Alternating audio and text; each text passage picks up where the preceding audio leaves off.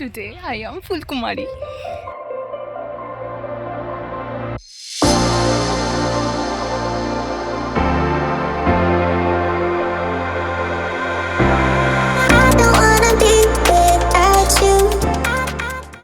নমস্কার বন্ধুরা, কেমন আছেন সবাই? আশা করি আপনারা সবাই খুব ভালো আছেন।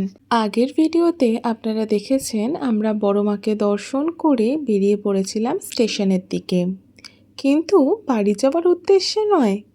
তাহলে আমরা যাচ্ছি কোথায়?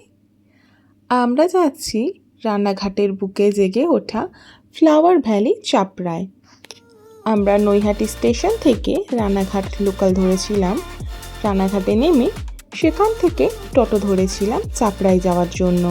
মূলত চাপড়া পশ্চিমবঙ্গের নদিয়া জেলার রানাঘাটের কাছে অবস্থিত একটি গ্রাম, যা বর্তমানে তার সুন্দর ফ্লাওয়ার ভ্যালি বা ফুলের উপত্যকার জন্য একটি জনপ্রিয় পর্যটন কেন্দ্র হিসেবে পরিচিত, বিশেষত শীতকালে। এটি খিরাইয়ের ফুলের বাগানের মতোই বিখ্যাত হয়ে উঠেছে।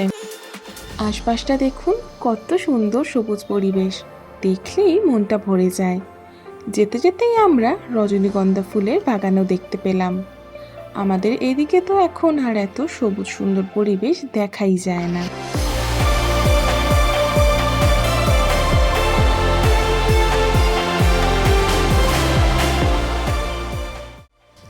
আমরা পৌঁছেও গেছি চাপড়ায়। স্টেশন থেকে চাপড়ার দূরত্ব কিন্তু বেশ অনেকটাই। আমাদের টোটোয় জনপ্রতি 20 টাকা করে লেগেছিল। টোটো ভাড়া বাড়ে কমে সিজন অনুযায়ী। এই দেখুন, ঢোকার পথে ফুলের সমারোহ। এই ঢোকার মুখেই কিন্তু সবাই ফুল নিয়ে বসে থাকেন। ওই যে মাথায় যে ফুলের টায়রা পরে সবাইকে রিলস করতে দেখেন, ছবি তুলতে দেখেন, এখান থেকেই কিন্তু কিনতে পাওয়া যায় সেই টায়রাগুলো। ওনাদের কাছে কিছু টায়রা আগের থেকেই বানানো থাকে, আপনারা চাইলে ওইগুলোও নিতে পারেন। আবার নিজের সামনে দাঁড়িয়ে পছন্দ মতন ফুল চুজ করে আপনারা অর্ডার দিয়ে বানাতেও পারেন। ওনারা সাথে সাথেই আপনাদের সামনে আপনাদের পছন্দ মতন ফুলের টায়রা বানিয়ে দেবেন। এত সুন্দর সুন্দর ফুলের টায়রা দেখে আমারও ইচ্ছে হলো একটা ফুলের টায়রা কেনার। আমি টায়রাটা আমার পছন্দ মতন ফুল চুজ করেই অর্ডার দিয়েই বানিয়েছিলাম।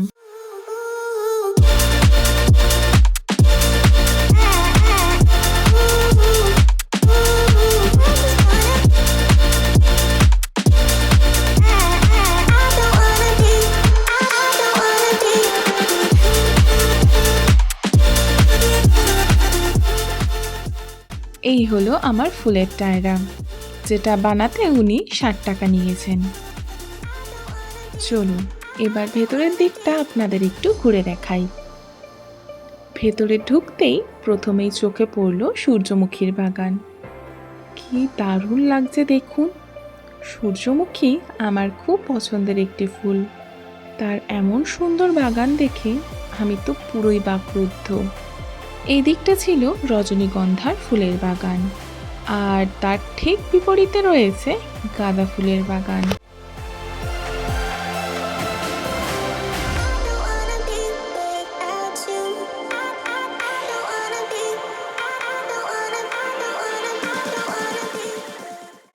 আলপথ দিয়ে হেঁটে আরেকটু ভেতরের দিকে গেলে চোখে পড়বে নানান রঙের চন্দ্রমল্লিকা ফুলের সমারোহ। অনেক বিঘে জমি নিয়েই কিন্তু জায়গাটা, বুঝতেই পারছেন জায়গাটা কতটা বড়।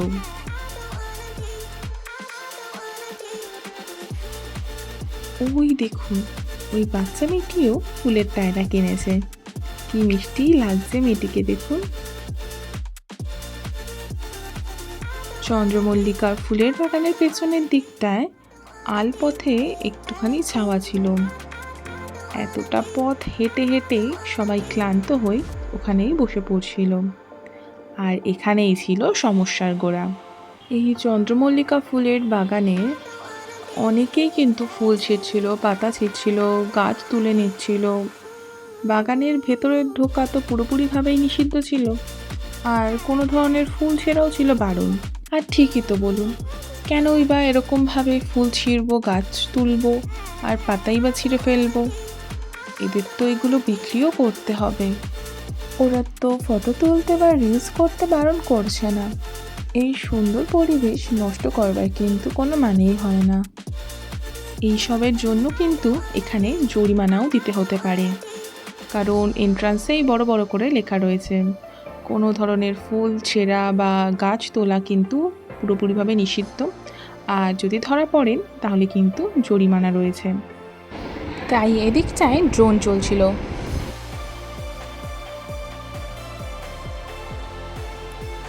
কিছুক্ষণ বিশ্রাম নিয়ে আমরা গেলাম শস্য ক্ষেতের দিকে।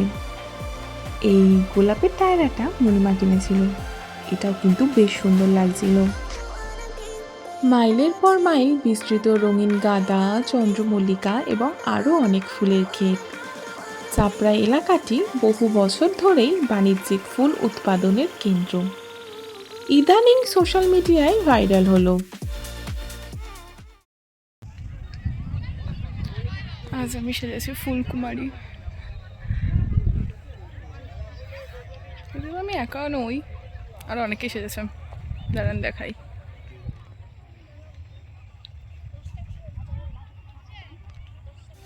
এই ফুলের উপত্যকা ছেড়ে বেরোতে মন তো মানছিল না, কিন্তু এদিকে আবার সন্ধ্যা নেমে আসছে, বাড়ি ফেরার তারাও তো আছে। বেরোনোর পথে দেখলাম এই বাচ্চা ছেলেটি মার সাথে ফুল বিক্রি করছেন। তরতাজা ফুল দেখে আমরাও আর লোভ সামলাতে না পেরে ফুল কিনতে দাঁড়িয়ে পড়লাম।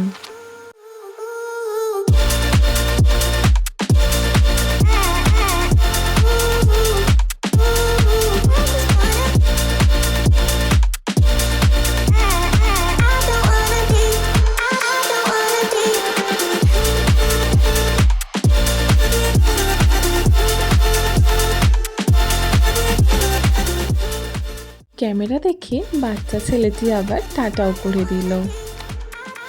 এইদিকে বাইরে নানান ধরনের খাবারের দোকানও ছিল, ফুচকাও বিক্রি হচ্ছিল, আবার মোমোর দোকানও ছিল, আর এইখানে আলু কাবলি, আচার, ঝালমুড়ি এগুলো বিক্রি হচ্ছিল। আমরা সেখান থেকে আলু কাবলি আর ঝালমুড়ি কিনেছিলাম। বেরোনোর পথে চোখে পড়ল সবজি বাজারও, অনেক সস্তার দরে বিক্রি হচ্ছিল এখানে। আমরা সেখান থেকে টমেটো কিনলাম।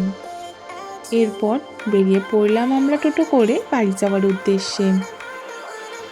এখানকার চাষিরা এই ফুলের ওপরই নির্ভরশীল এবং এই ফুল সারা ভারতে পাঠানো হয়। নভেম্বর থেকে জানুয়ারি ফেব্রুয়ারি হলো এই উপত্যকা ভ্রমণের সেরা সময়। শান্ত পরিবেশ, চূর্ণী নদীর নৈকট্য এবং সবুজের সমারোহ এটিকে একটি আদর্শ ডে ট্রিপ ডেস্টিনেশন করে তুলেছে।